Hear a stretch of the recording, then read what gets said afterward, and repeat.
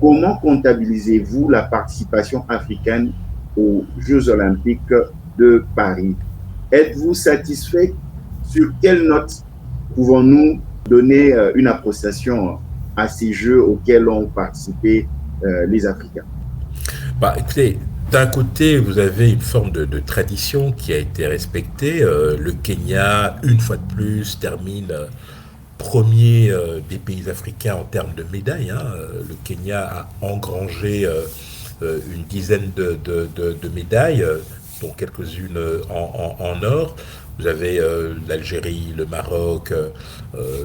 La bonne surprise est venue évidemment du Botswana, qui s'est adjugé l'or sur 200 mètres. Vous avez la révélation de l'équipe de basket du Soudan du Sud. Vous avez comme ça de très belles surprises qui montrent effectivement qu'il y a sur le continent un véritable regain de dynamisme, à la fois dans le sport, mais surtout une participation de plus en plus visible dans les différentes compétitions.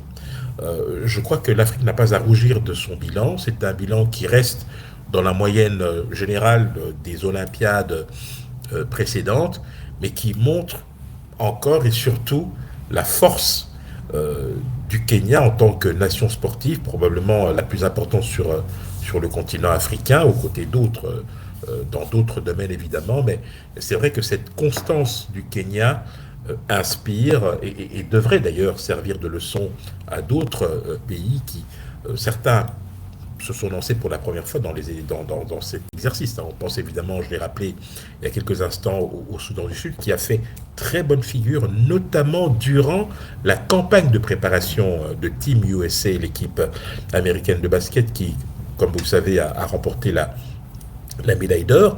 Et c'est vrai qu'être confronté pour la première fois à ce niveau-là et faire aussi bonne figure, ça mérite quand même, je dirais, d'être salué. Un bon bilan pour l'Afrique, peut mieux faire, bien évidemment, mais ce qui va être surtout déterminant dans les prochaines années, eh bien, ce sera ni plus ni moins la capacité de l'Afrique à organiser pour la toute première fois sur son sol des Jeux Olympiques. Henri Désiré Nzouzi, un grand merci d'avoir participé à ce programme depuis Abidjan. Si vous pouvez nous rappeler pour quelle occasion vous êtes à Abidjan?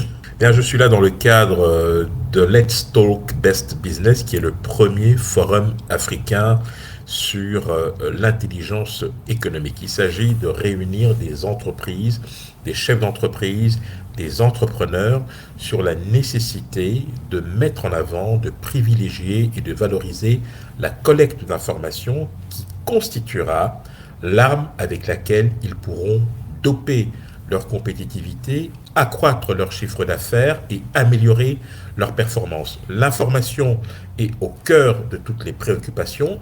Vous la captez, vous la transformez en opportunité d'affaires et ça vous permet de faire face aux enjeux et défis qui vous sont imposés en tant qu'entreprise ou en tant qu'entrepreneur. C'est le premier sommet du genre sur le continent africain.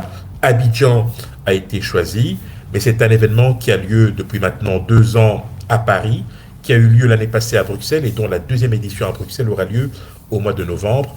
Ici à Abidjan, nous nous retrouvons donc au Capitole des Riviera Golf pour cet événement qui aura lieu le 17 août 2024 et qui connaîtra la participation d'éminents experts sur diverses questions financières, questions liées notamment à la gestion, aux nouvelles technologies, aux ressources humaines, etc.